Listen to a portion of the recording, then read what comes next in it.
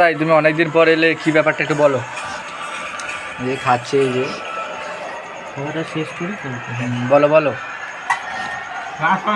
ছেলেটা এই ফিস্টের দুদিন পূর্বে কলকাতায় ছিল, না খেয়েছিল না খেয়েছিল না, যা শুনেছে ফিস্ট হবে দৌড়ে চলে এসছে। এই যে স্পাইট বোতলটা আমাদের যে সাইডে বসানো আছে, সোজা রাজা একটু দেখে দিই।